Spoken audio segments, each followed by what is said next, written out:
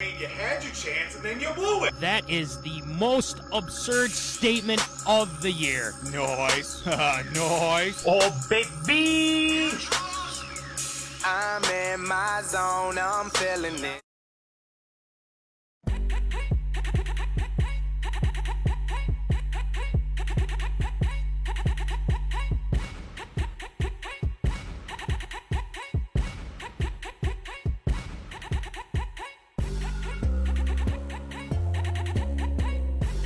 Live from Rock Solid Studios in Granite Falls, it's time for MinneZona Sports, live with DJ Matty C. and Paul the Shield Vold. And this is MinneZona Sports Live. We are back here. Yes, claps all around.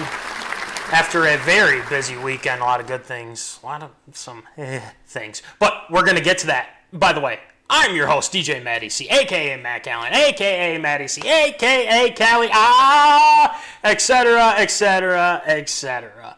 And all the way from Woods and Shore Studios in Aiken, Minnesota, soon-to-be father, Paul Voldy. Shield. What's going on, Shield? It is another Wednesday. I can't believe it's only Wednesday, and I'm excited that it's Wednesday. It's been a long week already, but we've got the show. It is another amazing day. The whole world knows that I'm going to be a dad. It's going to be a fantastic show tonight.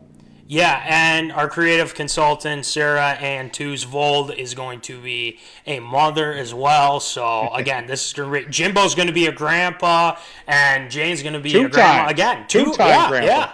And it's crazy. I mean, DJ and Molly, I mean, oh my gosh, it's crazy. Babies everywhere. And as Coach Hines is saying, and that's impossible. So, but apparently it is in this case. Well, see, what happens is when a man loves a woman, we all know the conversation at this point. Remember, PG show with a sprinkle of 13. Yeah. Well, that's one way to start off the show, and that is the Curve Doctor. He is directing and producing the show as well. So, Voldy, we got a lot to get to. And we got some bad, some good, but honestly, we're going to have a lot of fun with this because it's time for some Tater Tot. Hot take.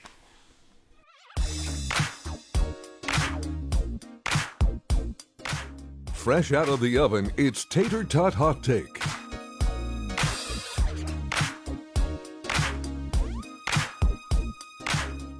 All right, so I hate to start this Tater Tot Hot Take on more of a kind of, I don't know, I wouldn't want to say, well, I should probably would say this, depressing note because our Minnesota Vikings lost to the Green Bay Packers on Sunday. Yes, lost 43-34 to the Green Bay Packers. Go Sports, exactly, Amber.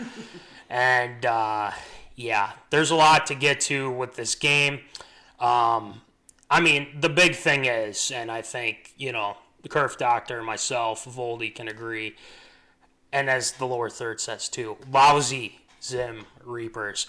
So, Voldy, the case in point for this is the defense was awful. I mean, it's that simple. Defense was awful. I think the Vikings only had 2 quarterback hits on Aaron Rodgers, and honestly, he was slicing and dicing the Vikings secondary and whatnot. So, Voldy, I'm going to let you go first. What were your thoughts on the game? Well, before the game began, I know that this past week, last Tuesday, on the Pat McAfee show, Aaron Rodgers was actually a guest on the show. Apparently, he's going to be on every Tuesday with Pat McAfee. He was talking about going into this week that with, the shortened training camp, not a whole lot going on with OTAs, that this is the best his arm and shoulder has felt basically in his entire career, which is extremely scary to think about. Because the fact that he's not hurt when he's not hurting, I mean, he's great. If he was doing what he was doing with a bummed shoulder and arm, imagine what he could do at 100%.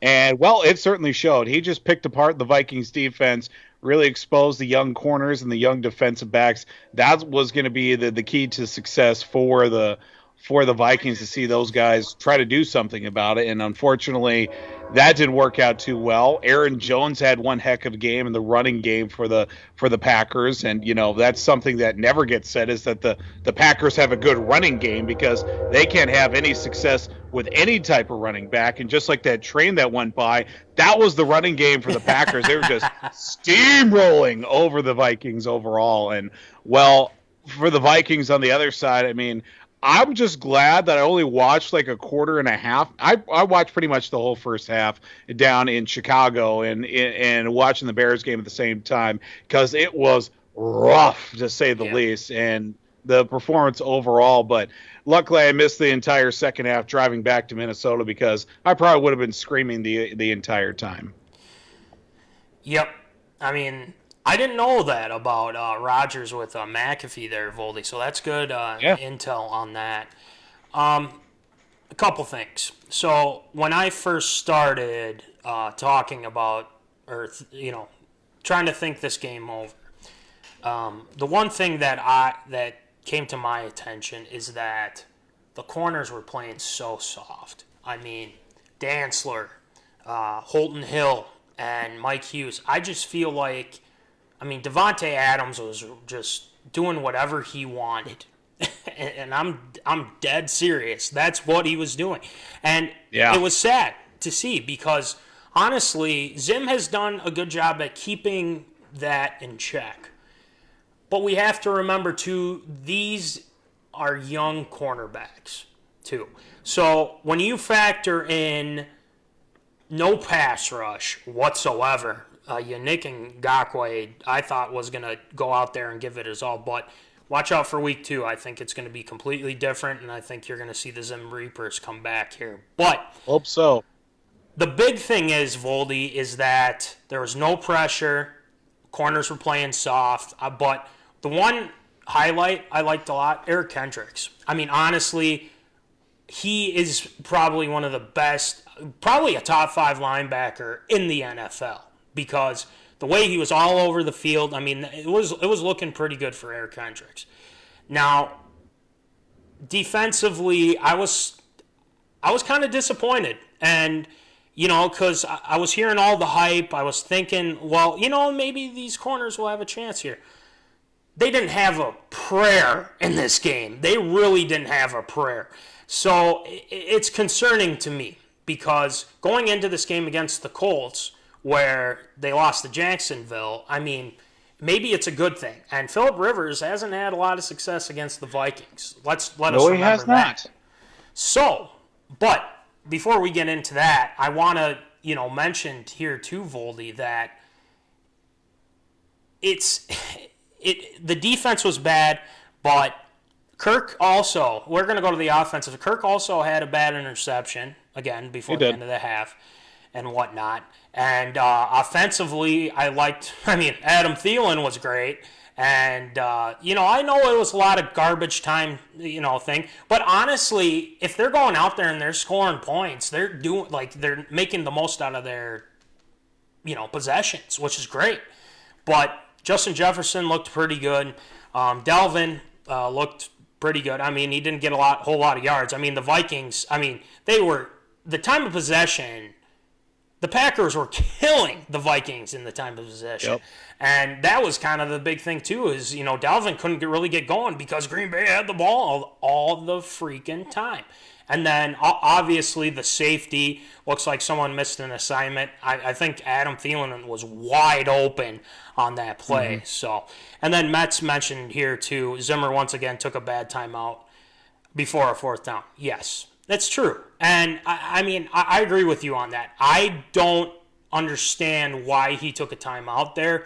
And, yes, he's had a bad rapport of those in the past. He's got to be better at time management, which, again, I think can be easily fixed, but it keeps happening, which is frustrating. But, again, Voldy, let me ask you this here, too. What did you think of the offense during this game? Obviously with the offense putting up as much as they did was the fact that they were down, 15, 17 points at certain points. Let's not forget as well, this is the first game of the year. This isn't just a preseason game. This is week 1 of the NFL. Exactly.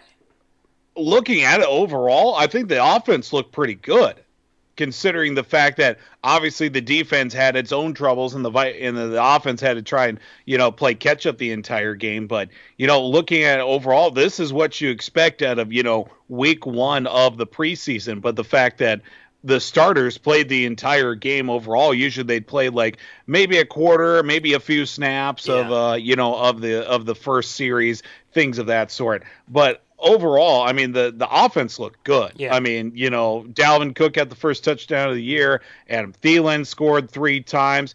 Obviously some miscommunications, the offensive line, which led to some trouble for Kirk in the pocket. And, turning the ball over a couple times isn't exactly the best medicine when it comes to a productive offense. But overall, I would say if I had to give it a grade, I would probably give it maybe a B- C+. So obviously, still plenty of room to grow, but maybe even solid B territory. I mean, there's still room to grow, obviously, with the offensive line. But, looking at it overall, they did pretty serviceable in week 1. Right. And, again, the thing is people are like, well, it's garbage time, no one cares. It's like, well, would you want to be blown out by the Packers 43 to 10, 17? No, that's not how this would work. Go out there and score, and that's what they did. And people love hashtag garbage time Kirk Cousins. So, again, it helps your fantasy team. So, it helped mine, for one. But, points are points, baby. Yeah, exactly. So, you got to factor that in as well. But another thing that I want to bring up before we move on to the next week here, them taking on the Colts. But, honestly, I feel like every matchup, and we said this last week, Voldy, every matchup the Vikings have had and with the Packers. I mean, honestly, Rodgers had a good game, but I wasn't really thinking, I wasn't feeling he was so dominant, absolutely right. him. Because, honestly, I feel like our corners were playing so off that Joe Bag of Donuts could have made a pass on him. I mean, for goodness sake, I mean, if you really think about it, old Donovan McNabb could have probably completed those passes. I mean, it was that they were that wide open. And honestly, I mean, I'll give Green Bay some credit here, but their line blocked really well, even though they hold every play, it seems like. But yes, there's holding on every play. I get that. But honestly, the amount of holds that you watch when you're watching the Packers, it's crazy. And they never get called for it. Never. None of their linemen get called for it. But, of course, the Vikings do. But, I don't know. That's just me going off on a tangent with that. Right. But, honestly, like you said, Voldy, I liked what I saw from the offense. Yeah, B- I'd probably give that too, honestly. Defense, I'm giving a D- because it was that bad. And the thing is things got to change here because the Colts are coming in. They're a good team, okay? Rivers is no slouch either. I know you've had success against Rivers in the past, but let's keep doing that.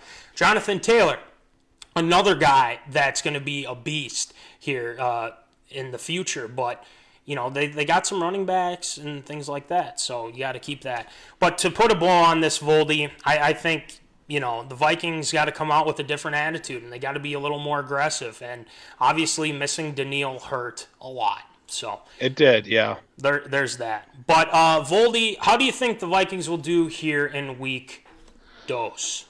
Well, week 2, certainly not going to be any easier. I mean, with Indianapolis on the road, it's not going to be an easy contest overall.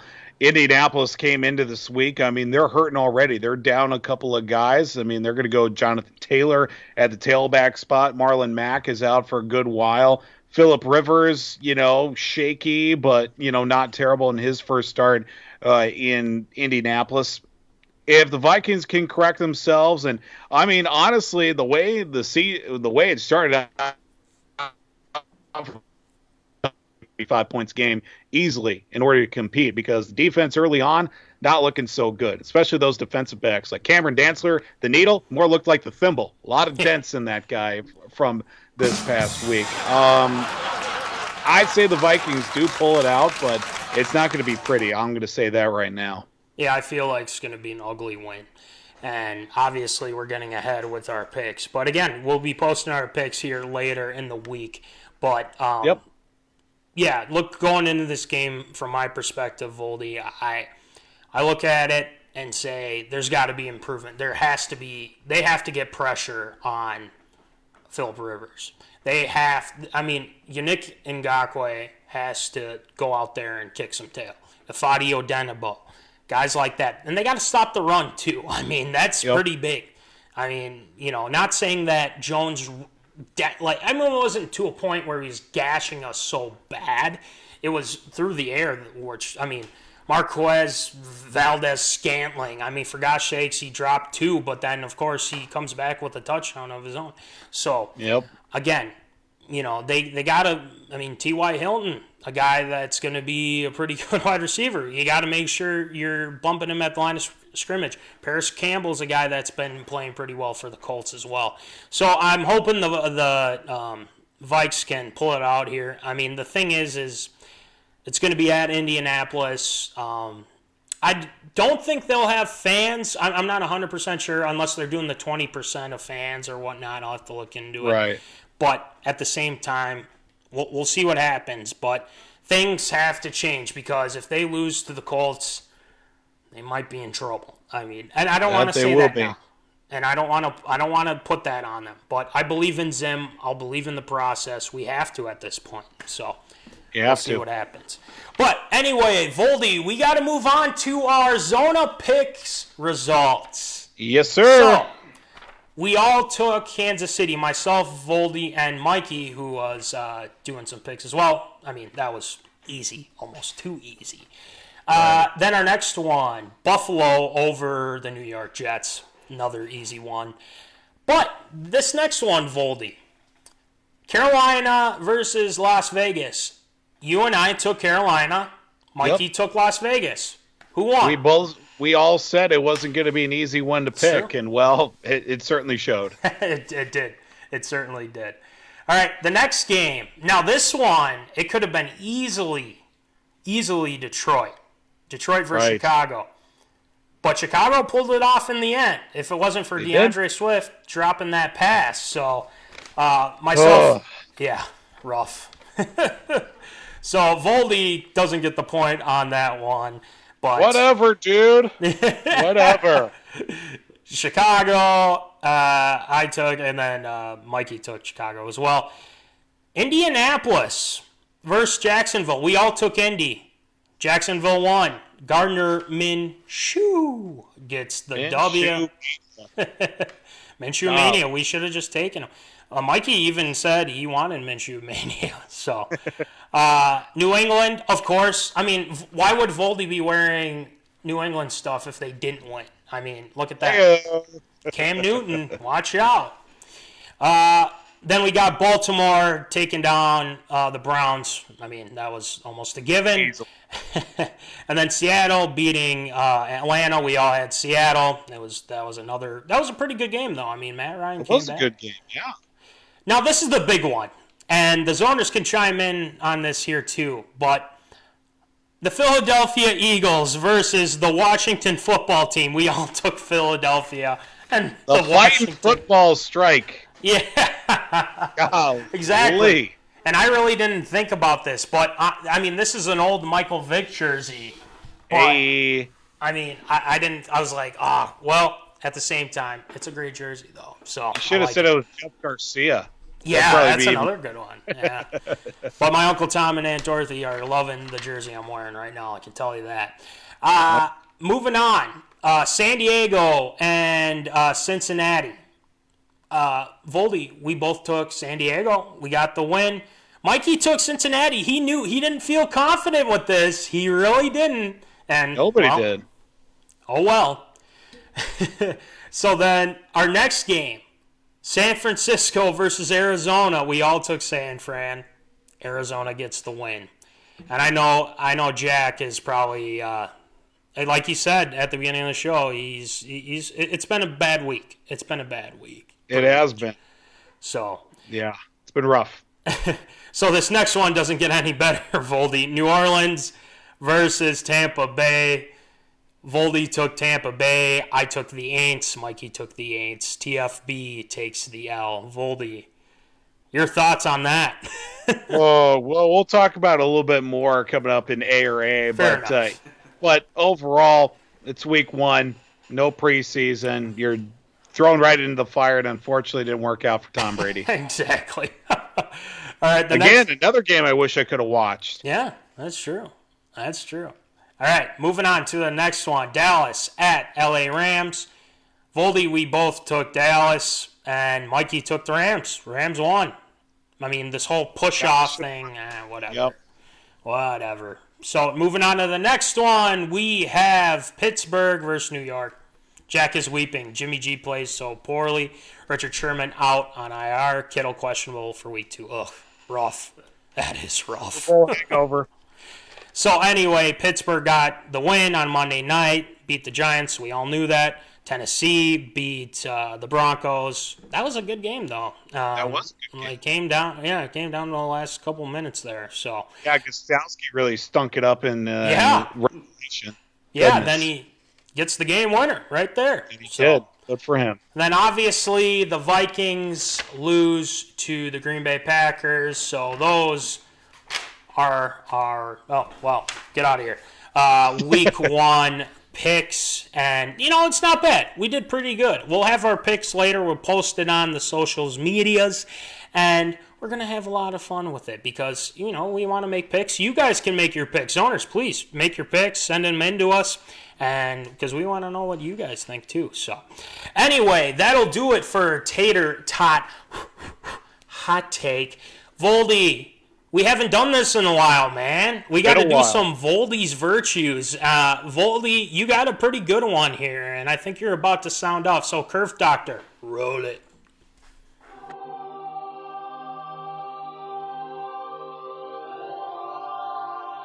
He has emerged from the Temple of Wisdom. Gather round for Voldy's virtues. All right, he has emerged from the Temple of Wisdom. Voldy, enlighten us with your knowledge. Okay, well, we started off week 1 of the NFL season this past week. This past Thursday, Kansas City took on Houston. Kansas City won fairly easily. We all knew that going into that contest. It was going to be a good game. It just so happened that Kansas City was the complete team overall. But everybody in that contest was talking about what happened before the first kickoff. Lots of things happened with the fact that Kansas City and Houston, in a collaborative 2-team effort, decided it was their obligation, their duty as well to show their support and show of social injustice, racial injustice as well, lining up at midfield, locking arms, and, standing before each other equal as one. Some people didn't like that a whole lot. A lot of, there was the reports of the fans booing in Kansas City. Some are disputing that. Others are saying there was sections of fans, not the whole stadium overall. But there was a lot put into it and a lot about how athletes and professional sports are taking the fact that this is going on with the social and racial injustice and taking into the fact that this is something outside of their realm. Well, if you take a minute to think about it, professional sports on the playing field, the NFL, the NBA, all sports, Major League Baseball, the National Hockey League as well, this is their platform. And this is something that's been, I've been thinking about for a while, and people are taking this, they're getting all bent out of shape with the fact that, teams and particular players are staying in the locker room for both national anthems, for the Black National Anthem, and also for the, the national anthem as well, the Star Spangled Banner. People are still having issues with that. I find, as a professional sports fan, I have absolutely no problem with that. these people at the end of the day are human beings. They are entitled to their own opinion. This is their platform to say, this is where I stand. They're not doing anything disrespectful. They're not walking out as it's happening. They're not trying to put themselves before what's going on. And I don't care if we lose viewers over this or, people have their own opinions. I greatly respect anyone's opinion. Whether I agree with you or not, that is my own right. You have your right to your own opinion about the whole situation, racial injustice, supporting law enforcement and everything with that. I support all of that. Law enforcement, first responders, everybody. Do I fully support the respectful, peaceful protest? Do I support people burning down buildings and looting businesses? Absolutely not, because those people are also affected by those businesses overall. But getting back to the point that we're talking about here, the NFL as well. Week 1, numerous shows of solidarity and protests as well. Most notably, the one that I saw equally was the Detroit Lions and Chicago Bears. A good majority of players for the Lions kneeling, including Matthew Stafford. Coach Matt Patricia is showing full support for his players overall, and there was all of them. We all saw the Seahawks and the Falcons taking a knee and the opening kickoff, which resulted in a touchback. Yeah. Teams, the Houston Texans stayed in the locker room for both the national anthems that played. Perfectly all right with. If it's a team decision that's supported by ownership as well, that is well within their right. But the fact that people still are saying that this is about this is not about the national anthem. This is not about disrespecting the flag. This is bringing attention to something that has been boiling over, not in just recent years, but pretty much since the dawn of time. And most notably, in the last 150 years or since, long before that, long before any of us were around to even, think about this. This is something that's, I don't want to use specific words and take things out of context, but from my perspective overall, the fact that people say that athletes have, zero right to talk about stuff like this, they're human beings. This is their platform. You might as well tell a teacher that they can't teach. Tell a member of the House of Representatives or the Senate that they can't talk about this either. This is their platform. This is what draws attention. Yeah. It'd be tough to talk about, but this is how it is. And the fact that, that people that have been ousted because of this, I hate to bring it up again, Colin Kaepernick, another person that was basically blackballed out of the NFL because he gave his opinion and took a knee during the national anthem and continued to do so all the way until he was let go out of the National Football League. It's extremely disappointing. Colin Kaepernick would probably be one of the best quarterbacks, if not the best quarterback in the NFL right now, if he was still playing right now. And the fact that he isn't, and he's, still being heralded out there as a free agent, and, he even got added to the Madden game this year as well. I mean, just speaks to the fact that, it may be too little too late to say sorry, but at the end of the day, people are people. People are allowed to voice their own opinions on these subjects. And for professional sports athletes, this is what draws attention, and this is what has to be said and has to be done. And, people just need to, I hate to say it and just say deal with it, but that's where it is. I agree. Honestly, Voldy, there's a lot to take. It's a lot to take in with everything that's been going on. And the fact, I want to get to your first point, and with the fans booing the Texans and Chiefs before kickoff. Why? They're just, I mean, that's something that they're not doing anything that is, they're coming together as a team with another team as well. I mean, this isn't just one team. They're all trying to say, hey, we're against social injustice, things like that. The one thing that I noticed from every NFL game this past Sunday, and I guess Thursday too, and then Monday night, but I mean, there's two words, and it honestly, it has to stop at some point, It says, end racism. And I couldn't agree more. And the thing is that there are a lot of people, I mean, however you feel about certain things, okay? Obviously, we don't want to get too political or anything like that, but honestly, we're all human beings. And I think Jack even said this too. I was reading some of our zoners' comments. And this is a human problem, like he was saying. And, this isn't going to change overnight. And it really isn't. And I say this with all, not trying to be controversial or anything, but there's so much negativity now. And it's something that we need to come together as a touch. I mean, united we stand, divided we fall. That's how it works. And again, the fans booing the Chiefs and Texans. I mean, why?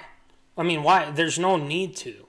But it seems like there was a section or however it turned out. I don't agree with the fact that they booed him. Okay, they're trying to find like you said, the only platform they have that everyone watches, like you're saying. So exactly. Just respect one's opinion. Like, for instance, when we're talking about things, like there are people, I was talking about this, last night. The thing is I have an opinion about, let's just say, Jimmy Butler, okay? I'm not a fan of Jimmy Butler, the way he handled things with the Timberwolves, et cetera, but there are people that think, well, he had every right to do that type of thing, okay? Do I hate those people? No. I don't. They disagree with me, and that's fine. You can disagree with somebody and not be clashing, okay?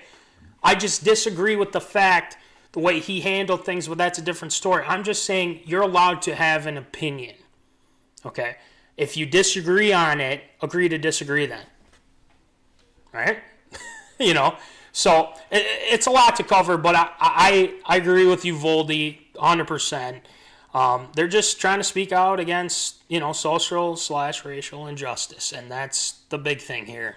And I'm sure all the zone, however you feel about it, the thing is we need to have we're having these uncomfortable conversations all the time now, which is crazy. And, we just got to find a way to listen to one another. So I agree. Great job with the virtues, Voldy. Anything else you want to add with that?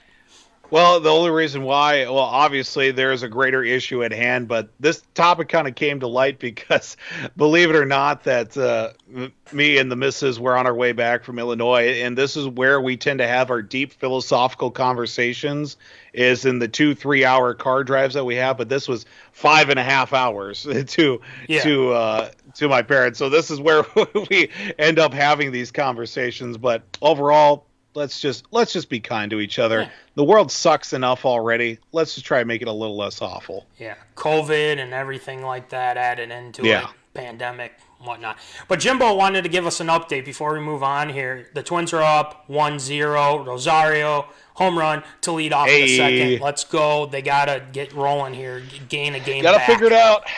Yeah, so I'm sure we'll definitely get into that. But, hey, the Twins, they got to get rolling here, Voldy. That's another big thing. But great job with Virtues this week, Voldy. Yes, sir. And we got to get to our favorite segment. We got some really good ones because I've been waiting for a couple of these, and I can't wait to talk about it. So let's get it going with A or A. It's time for everyone's favorite segment, Absurd or Approved.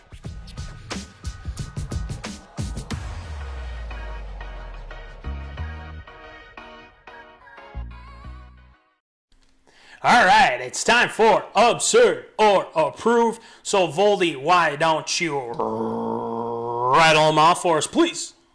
Well, we start off here with a couple of moves made by the Minnesota Wild. Got my Stanley Cup playoff cup here, ready for some water tonight. Well, the Wild have been making hella moves this past week. Some free agent signings, couple of trades, beefing up on the back end of the defense as well. Let's just go ahead and dive right into it. The Minnesota Wild did sign the likes of a Minnesota native, that being Nick Bjugstad from the Pittsburgh Penguins for a 2021 compensation draft. He did end up making. He's going to end up making a couple of a couple decent couple decent moves. Going to make $5.5 million going into this year. So they did get him in a trade basically for a pick overall. Then the Wild on, I believe it was Tuesday, did sign their fourth defenseman in as many years, Jonas Brodin, 7 years. $42 million, an extension for him that keeps him under control for the Wild for the next 7 years, all the way through 2028. After this upcoming season would be his free agent year, but another big move made by Bill Guerin overall. And then before the show even started, not even an hour before the show started, Wild make another move. Unfortunately, the time of Eric Staal in a Wild sweater are gone. Eric Stahl's heading to Buffalo, but I'll do get a promising younger guy, I'll say, coming back. Marcus Johansson. Yes, that is going to be a big pickup right there for the Wild. Get a little bit younger. Was asked on Q&A Thursday last week, what do the Wild need to make? And I said, well, they need to get younger, they need to get faster, and they need to start, maybe moving some money around. That's what they did. Unfortunately, give up a draft pick with the Bukestad pickup, but did sign Brodin to a nice little contract extension to, be one of the more consistent players out on that blue line. And then, they move Eric Staal, old, and bringing in the young once again. And, had some good years with Eric Staal, but absurd to approve of Bill Guerin's moves for the Minnesota Wild. All right, so we got to do 3, because technically there are 3 moves that they made. And the thing is Guerin promised he would make changes, and he is. He is following through on his word. And again, for one, Voldy, I think you need to. Did you know what college Bukestad went to? Yes, I do. I don't want to talk about it. He went to the University of Minnesota, and obviously rivalry with UND and whatnot. Will Ortel probably doesn't like that either. But at the same time, good move. Great move. Again, a Minnesota kid. He knows, especially being from Minnesota. This is great. He's with the Minnesota Wild. We like him now, right, Voldy? Or no?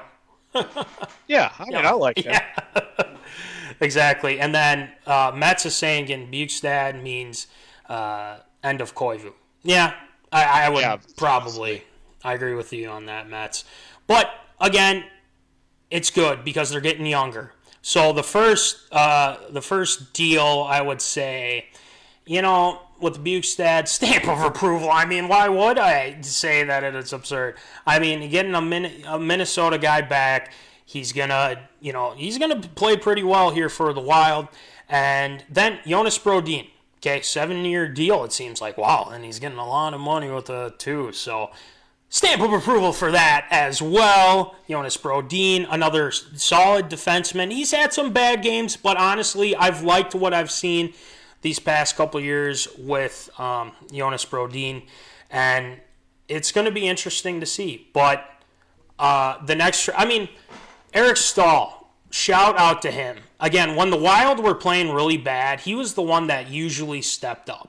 And not saying that Zach Parise didn't or anything like that, but he was a guy that would always kind of light the spark a little bit. So shout out to him. Marcus Johansson, a young guy, too. It's going to be pretty nice having another defender who's young and who's pretty good, too, from what I understand. So stamp of approval for that one as well. So it's all 3 of them, stamp of approval. The Wild are getting younger, and the thing is, I feel like it's going to pay off. But again, do you think, is the youth going to, like what the Vikings are doing with this defense too? I mean, it might take some time with this team, but again, if they're getting younger, and again, that Kaprizov guy is pretty good too. So, just throwing that out there as well. So, Voldy, what do you think? Out of all the moves, I did like the fact that the Wild decided to get younger by moving Eric Stahl. Like you had said, when the Wild were playing bad, he was the shining star. He was the lone Wild representative a couple of years ago in the All-Star game. Not that that means much in the NHL. Yeah. But getting a guy like Marcus Johansson, it's great to add a nice little piece for the Wild as well. He's got some experience, but he's still on the younger side of things that he can still develop his game a little bit further. Adding Jonas Brodin and keeping him under team control for another 7 seasons is great. You add him with Ryan Suter, Jared Spurgeon, Matt Dumba, who will sign to all extensions. Yeah. Of course, Suter's still under that 75-year, $4,000 million contract that he signed all the way back in 2010, or I don't even know how long ago. It was like 2010, 2011, but he's still on that original contract with the Wild. That solidifies the defense. That's been an issue for the Wild. That hasn't really been an issue overall. It may be just the lack of depth in certain spots, but when Suter's healthy, when Spurgeon's contributing as well, Dumba's there on the offensive and defensive side, who's provided top-notch playing overall. That's great. Then you add a guy like Bukestad. A couple of people saying this is not a really good move for the Wild. He's been very injury prone in his young career overall. He had a pretty decent couple of seasons with the Panthers, but that's not really saying much because it's Florida. Then he ended up with the Penguins. He ended up having to have surgery with a core muscle injury. Didn't get to play at all with the Penguins in the bubble overall. I'm kind of on the fence about that one, but if he's the upgrade over Mikko Koivu, all the respect to Mikko Koivu, I'm going to have to side with this one. But overall, I got 3 stamps of approval for Bill Guerin's moves. Yeah, and it's going to be – this is good for the Wild. And hopefully, I think, a couple of owners saying, well, was it going to be up for a bigger trade here, too? And I think Guerin's not done. I don't think he's definitely done. not. I mean, so he's going to keep working his magic right now, so hopefully. I wouldn't be surprised if Bill tries to go get a goalie. Yeah. I'm just throwing that out there. That's a good point. That's a good point. They got to free, like you're saying, maybe they got to free up some money here too. But again, those big contracts, Parisi, Suter, got to think about that too. So, all right, next one, Voldy. Well, it was announced earlier today that Big Ten football is coming back. The season will open October 24th after the conference presidents and chancellors voted to return to football. And, well, this does mean that we'll have Gopher football. We'll all be rowing the boat. But there is a little bit of backlash from some people overall. A lot of them's taking that face value. Hey, it's great. We've got football once again. Then there's guys like you and me. We've got some opinions overall. I've got something to say about this, but absurd to approve Big Ten football coming back. Well, it's got my stamp of approval. I'm going to start off with that because that's the first thing that we should say. And Voldy, we've been talking about this for weeks. I've ranted about this. You've ranted about this too. Is that there is just so much wrong with especially the Big Ten, the chancellors, NCAA, all that stuff. But one thing that is good is they finally came to their senses. And I feel like when they saw the games, especially college games that were going on this weekend, I think that light bulb went off. Oh, maybe we can get this done. Well, why didn't you guys do this before the season? Have all these protocols set, and then say, well, our health experts said we can't. But now it's okay to start up the season again? So it doesn't make sense to me at all, Voldy, why now they're saying, well, we're going to switch it. We're just going to have a season. Well, okay. Like, you just went back on what you said, and now you're having a season.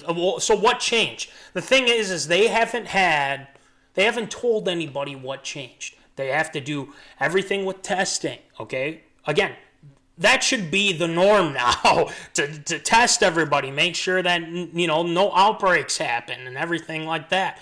But it's like, well, we got to do X, Y, and Z, blah, blah, blah.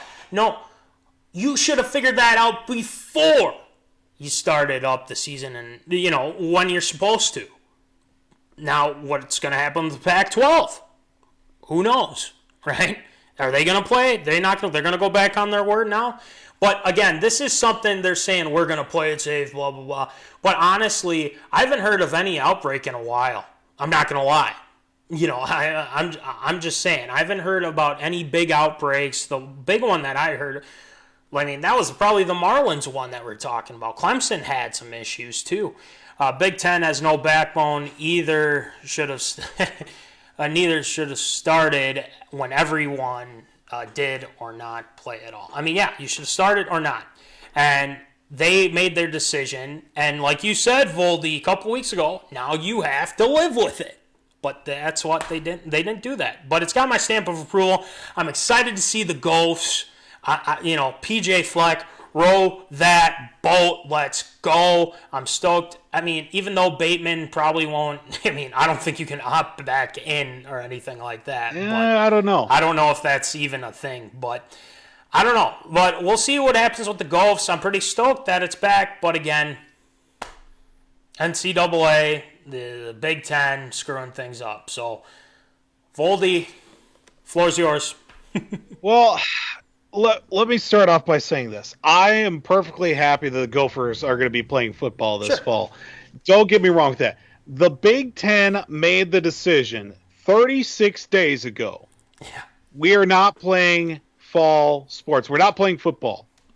Then you go back on your word. We were ridiculing them, talking about how they are the joke of the Power 5 conferences. The Pac-12 followed suit as well. You made the decision, and now you are going back on your word. You know what it all comes down to? It all comes down to money. Yeah. They saw that they're going to be taking a big hit. They knew this going into it. And now that they see that a few games in, a couple games in for these, other Power 5 conferences, hey, we can make this happen. But you can't. You literally canceled the season.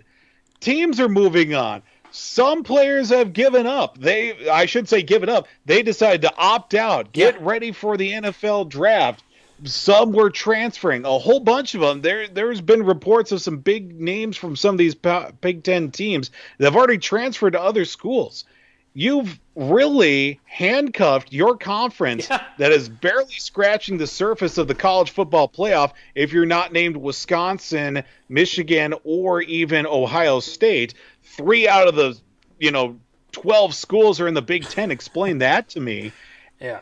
And now you're going to say, oh, yeah, we're going to play football now. It's like, make the decision and stick with it. Yeah. I'm completely annoyed by the fact that they made this decision and they are going back on it well into the fact that teams have had very little practice, if any, due to the policies that were set by opting out of the season. Your teams are going to be going in now, ramping up full practice for games 1 month from now to basically what the NFL is looking at right now. No training camp, no preseason, and just going to go right into and expect to compete right away. 8-game season, still eligible for a playoff spot. If the college football playoff committee wants to go that route. I am just completely annoyed by the fact the Big Ten should not be playing. They made their decision weeks ago, and it should just be over with and just say we're going to try in the spring or not at all. It's completely absurd that the Big Ten is back right now. Kerf Doctor, I want you to do something for me. You've been saying this a lot. I've been around you. Go ahead.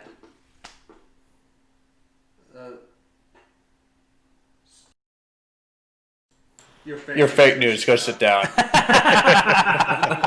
Just sit down. Just sit down. That's news for the Big Ten. Why don't you go back to the NCAA? Oh, it's just a joke. It's like, no, I agree. Voldy, we're on the same page. And, as Kerf Doctor said, they're fake news. They don't know what they're doing. That's the thing. So, and again, the money aspect to this is kind of something here, too, which is interesting to me. But, yeah, it's absurd with this whole thing that we had to deal with the Big Ten. But you know what? We're just going to move on. We're going to enjoy some Big Ten football. Don't go back on your word again. If you go back on your word again, my head will explode. I think Voldy's head would explode too. So, anyway, Voldy, let's move on to the next one. Please, yes. Well, after the loss by the Tampa Bay Buccaneers this past Sunday, 34-23, the first start for Tom Brady. No preseason, very little, obviously with, training camp and everything leading up to that. Well, there were some words said that Bruce Arians would place the blame on his old quarterback, his new quarterback. Well, he looked like Tom Brady in practice all the time, so it's kind of unusual to see that at a ball game because they didn't do things that we didn't get ready for. Everything they did, we thought we were ready for, Arians did say. Some wide receivers have to do a better job of winning one-on-one when he decides to go their way. He puts us in the right run checks a couple of times. It was a learning experience that way. So basically, Bruce Arians was placing the blame on Tom Brady after one game into hopefully a 16-game schedule in his first season. Brand new team, brand new coach, brand new offensive coordinator, brand new everything for the Tampa Bay Buccaneers, starting quarterback in Tom Brady. Absurd or approved that Bruce Arians blaming Tom Brady. Well, honestly, I don't think you can I think it's absurd that he's blaming Brady because, honestly, yes, we understand. You're the quarterback of the team. Okay, we get that. And you're Tom Brady. I mean, you're setting a high standard. Right? But, again, football is a team game, okay? And not saying all of it. Yeah, Brady had a couple picks in that game, and they were bad. They were bad picks, by the way. They were. And one thing that we have to mention, too, is, there was kind of a lack of a running game as well. You bring in Fournette, you bring in Jones, you have Jones, and then you bring in McCoy. They got to help out, too, in the run game and the pass-catching game as well. Gronk had 2 receptions for 11 yards. We get that Gronk, came back and whatnot, and he may be a little rusty, sure. But at the same time, you've had all offseason to work out with this team and whatnot. And yes, and I'm sure Gronk will bounce back. But it's a team effort. And honestly, I think Arians is a guy that lays it all out there. He'll tell you how he feels. He'll give you his honest opinion. And the thing is he doesn't, even for Tom Brady, he won't mince words. He'll just say, what he feels. And again, this is week 1. And Voldy, I think you saw a tweet from myself and MinneZona with James Jones saying that Brady's done. Honestly, let's not get into that, but let's, stick with what we got here, which is completely absurd because we're week 1 of the season. So, but for instance, yeah, it's absurd. I don't think you can blame this fully on Tom Brady because it's a team effort.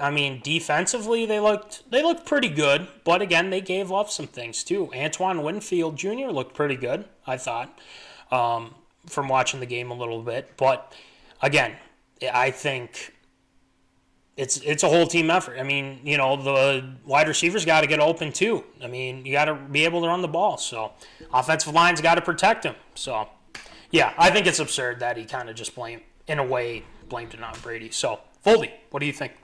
I think it's absurd as well. Bruce Arians, he's a coach that's not going to mince words. It's a complete, polar opposite of what Tom Brady had in New England. Obviously, Bill Belichick, he's more focused on the team side of things. Bruce Arians, he's going to look at individual guys from the entire team as well and saying, if you're not contributing, we've got 3 more guys at your position that are going to be out there to get things done. It's week 1, no preseason. You get training camp. Game reps are completely different from practice reps. When you're going up against your own teammates for inter-squad, scrimmages, things of that sort, completely different. And the fact that they were able to compete there against New Orleans, a team that is as veteran as it gets in the NFL, against Drew Brees, it wasn't too bad. Take away those interceptions, it's going to be a much closer and a much better game overall, including the fact that Malcolm Jenkins took back one of those picks to the house for a touchdown. You take that right off the board. I mean, it's a one-score game. The Bucs had a serious chance at making a run there. But, there's going to be growing pains. There's a lot of teams out there that are experiencing that. It may take a few weeks before it gets, on the right path. Your team may be, 2-1. Your team may be 0-3 because of that. But, that's what it's going on right now. If anything, we should look at this as a 12-game season. If they do play the full, 16 weeks, because those first 4 games of the year for any team, get to see a lot of growing pains and see who's going to develop well, who's going to come out and be a standout player. Overall, Bruce Arians going after Tom Brady. I mean, it's completely absurd. And he's not the type of person you want to pick on right away, because he'll show you. He'll show you what he's all about. If we learned anything from that time when people said he was done in 2012 in that Monday night game blowout against the Chiefs, because then he went on to go into 4 more Super Bowls, 3 more championships with the New England Patriots. So just throwing that out there. Just throwing it out there. But one thing, too, that I want to bring up is, I said this last week when I made my pick, there was going to be some growing pains. And I think people were, surprised, they should go in and beat Drew Brees. Honestly, this is a new team in general. I mean, there's so many different, pieces. Brady, Gronk, the defense have added some things, too. I mean, Nick Vanden Plas can add in here, too. But, again, it's going to take time. And the thing is you can't all of a sudden go off like that. And like you said, I mean, if you're pissing off Brady, I think going into next week, you might want to put him in your fantasy football lineup. Wink, wink. So, I don't know. We'll have to see what happens with it. But I think this will piss Brady off, and I think he might have a big week. So, like you said, just saying. So, why don't we move on to the next one, Voldy? Yeah, this one kind of the exact opposite of the coach and quarterback situation. Well, Baltimore Ravens coach John Harbaugh had to defend his actions for keeping quarterback Lamar Jackson in the game, up 30-plus points in a 38-6 victory over the Cleveland Browns, as Harbaugh kept Jackson in the game when the Ravens started a series leading by 32 with 10 minutes left in the game. And, people were saying, it's like, you're up 32, take him out, save him for next week, save him for the season overall. And looking at it as well, Harbaugh defended his actions, saying that it was not just going to react to every criticism. Yeah. I mean, we could have taken him out of the game at halftime because they're up so big. It's better to keep him safer as well, but they're not going to do that at the same time because obviously – with the shortened, preseason, everything, no preseason games, those as many reps as possible, are needed overall. Absurd or approved. People criticizing Coach Harbaugh's actions of keeping Lamar Jackson in the game. You're in the NFL. Yeah. So you're playing the Browns, and I understand. There are a couple times where, you should probably take some people out. But in this instance, you guys are in the NFL. And the fact that you're being criticized by keeping Lamar Jackson in, well, you could easily make the argument that if you put Mr. Product of the System, Robert Griffin III in, maybe they'd take that as an offense, saying, absolutely. We're going to take it easy on you guys now. So you could obviously twist this and say a different. So honestly, I think it's absurd that people are going after Harbaugh for this. And I'm with him. I'm with John Harbaugh on this because honestly, if you can't stop him, I mean, sorry, but you had all this week to prepare. And I don't think Kevin Stefanski gives a crap about that, to be honest. He's probably just like, he had him in the game. I didn't even, okay. But, again, this is the Browns, okay? We're talking about the crummy, crappy Browns, okay? And the thing is Baker looked terrible in that game. He couldn't get the ball to his receivers, OBJ, Landry, and, they couldn't get the run game. But the thing is the Ravens were the superior team. We get that. But you're in the NFL, okay? And don't start complaining about, you kept Jackson in. Well, he hasn't played for a while either, okay? They didn't have a preseason. How about he needs the reps at game speed with no preseason? Literally what I just said. Perfect. Exactly. We're on the same page. But, again, think about that. And I'm glad, I don't think Stefanski said anything about it because Stefanski knows. He's not like a guy that's like, why are you starting Lamar at this point? No. He's getting extra reps, I feel like. And, again, he wants to be crisp on his throws. He wants to, have continuity with his team and things like that. So, honestly, it's absurd. I can't believe people are going after him for this. So, Voldy, what do you think? It's exactly as Jimbo put it. You need those game reps like we were talking about with Tom Brady. You can do all the practice reps in the world, but as soon as you step on the field in an actual game situation, nothing is as it is in practice. And getting those at this point of the year, no preseason games, like we talked about, the first 2-3 games, maybe even 4 games, treat that like a preseason. But obviously they're going to count against you if you want to try and make a playoff run. I have no problem with John Harbaugh, keeping in his starting quarterback. Needs the reps, needs the game situation type stuff to read the defense, see what's going to be open, maybe check out of a play. Need all the help you can get because once, week 12, 13, 14 comes rolling around, you're playing for a playoff spot. You're playing, obviously they're going to be in the hunt for the playoffs. That's no problem. Maybe playing for, a first round bye or maybe the number 1 overall seed in the AFC. That's going to be a big difference maker if you took, pretty much an entire quarter off at the beginning of the year. And I have no problem at all. It's just going to be about, keeping Lamar Jackson healthy because, take a few nicks, few bumps here and there with his mobile style. And, again, I have no problem with John Harbaugh keeping his quarterback in. And it's not like it didn't hurt at all. They ran out that last 10 minutes and just got out of there with that 38-6 win. Exactly. And it's something that it's people that are like, well, good sportsmanship. No, worry about that in high school, JV, all that other stuff. Okay, don't come out here and say, well, you can't just run out, you can't leave them out there. Well, screw you. Who gives a rip about what's going on? What they're doing. Worry about how your team's doing. And honestly, the Browns are trying to find their identity still. But, again, Stefanski, I wish him luck with it, though. So we'll see what happens. But, yeah, it's absurd. Don't get on John Harbaugh for trying to give Lamar some extra reps. With no preseason, by the way, if you didn't notice. So, all right, last one, Voldy. All right, well, it finally came down. I believe it was yesterday. Major League Baseball made the decision that the World Series is going to be played most likely at a neutral site.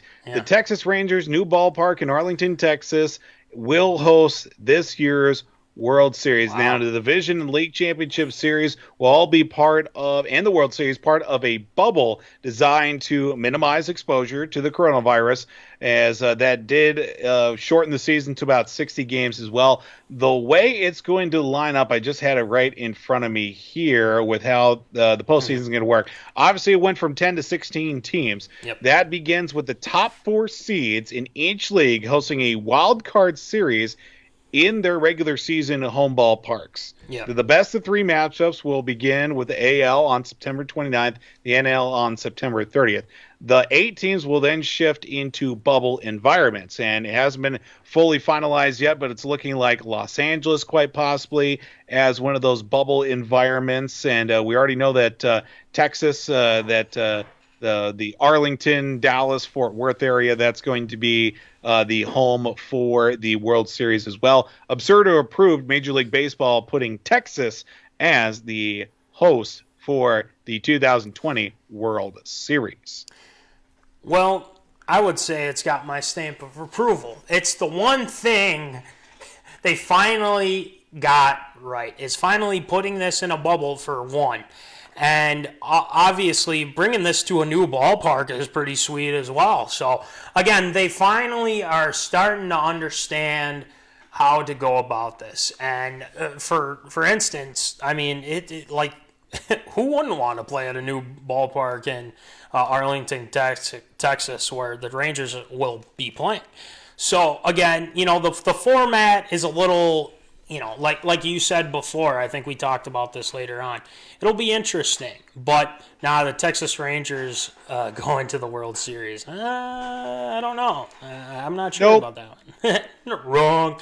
No, but it's it's got my stamp of approval, and obviously I think having this with a bubble aspect and having this at a set park is perfect, and I think.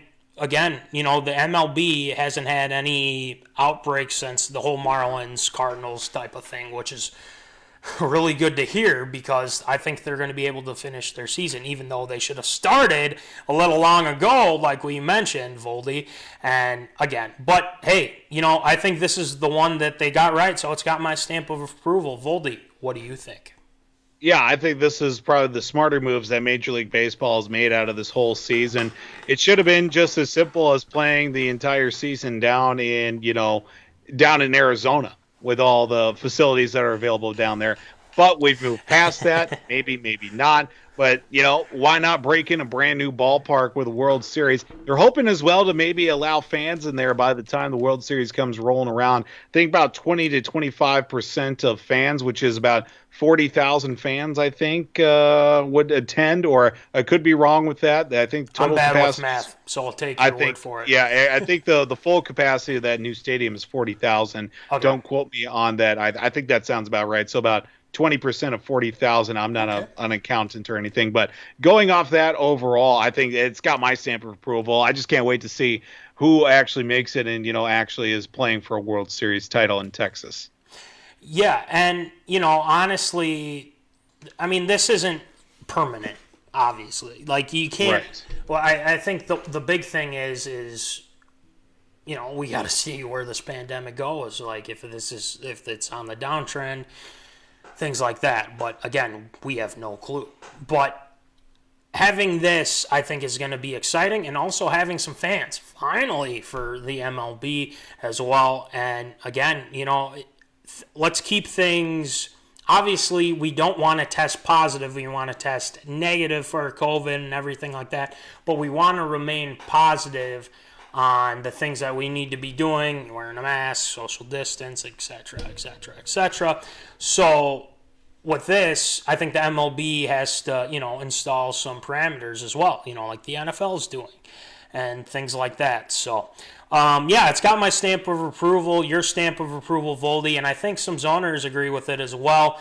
And I think the Rangers might not like it if there's a lot of teams hitting home runs on them. I think Seymour was mentioning here, so I just wanted to throw that in there as well. So I believe that's going to do it, right, Voldy? Absolutely. That'll do it for ARA this week. Great job, Voldy, with the ARA. And Voldy... Again, we got another slate of some Shield shoutouts, so let's get to it. It's time for Shield shoutouts. Shield shoutouts.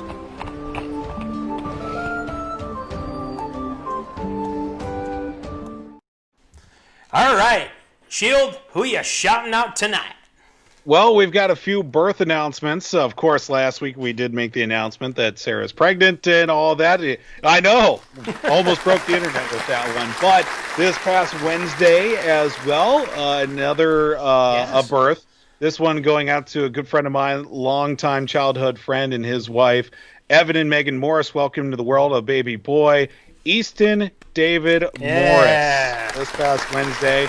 Matt, you and I both know Evan. Of course, Evan was one of my groomsmen in my wedding as well. Got to go to his wedding this past year as well. So congratulations to the Morrises on the birth of little Easton as well. So congratulations and big Shield shout out to the Morrises. Yeah, stamp of approval. So happy for him. And again, There's so many, like, people that we know that are having babies, getting married and everything. I can't keep up, Voldy. I can't keep up. Man, it's crazy. But anyway, next one, Voldy. Well, we do have to get another birth announcement as well. This one a little bit more on the celebrity side of things. Oh. Former LA Laker Pau Gasol and his wife Kat welcome into the world a baby girl. The name of Elizabeth Gianna Gasol. Wow. Of course, the name Gianna coming from the late daughter of Kobe Bryant, who also passed away. Gigi, or Gianna, as her name was, as a way to honor the memory, of course, Kobe Bryant, and also Gianna, who did pass away towards the beginning of the year in that helicopter crash. So, nice little tribute to the Bryant family, Kobe and Gianna, as well as Pau Gasol. Still very, instrumental in the lives of the Bryant family as well. See some pictures every now and then of, I think they were out sailing one time, or even just hanging out as well. Pau Gasol, a nice little tribute by giving his newly born daughter a name that'll be very fitting in years to come. So a nice little shield shout out to Pau Gasol and his wife Kat as well. Stamp of approval all around. That is really nice and really cool too. I mean, he's got, how many kids does Gasol have? Do you know? A few, I would imagine. Something like that. Sure. Yeah. I don't know. He's European, so. Yeah. Next one, Voldy. Well, another one, from over this weekend, traveled down to Illinois. Me and Sarah went down to celebrate a little get-together with Cody Curtis, one of my groomsmen. And I'm actually going to be a groomsman in his wedding as well, coming up in November. But I do want to say a big thank you, a big shield shout out to Cody, Jenny, and Ian Curtis, the Curtises, for allowing us to stay at their residence and, kind of be our little home away from home during the festivities that was from, Friday and all the way through Sunday as well. So a big thank you, a big shield shout out to the Curtises for allowing us to partake and have a little fun and get a little time away from everything while down in Illinois. So a big shield shout out to them as well. Long drive, right? Oh, my goodness. I think one way it was about 8.5 hours, but luckily we broke it up enough. So yeah, we talked about it before the show, but you split it up by hanging out with Jimbo and James. So hey, exactly. That's perfect. Next one, Voldy.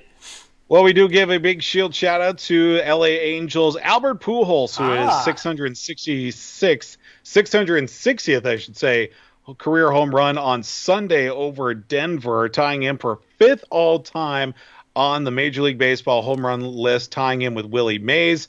I'm not quite sure if he has hit number 661. It is Wednesday, so I guess I have to do a little bit more fact-checking to see if maybe he's hit one in the last couple of days. But big shield shout-out to Albert Pujols, who's still getting it done, even in the most quiet of circumstances. Not quite the big years that, have seen in years past from Pujols, but still creeping his way up those all-time record numbers. Still playing, so that's something. Yep. So good for him. Next one, Voldy.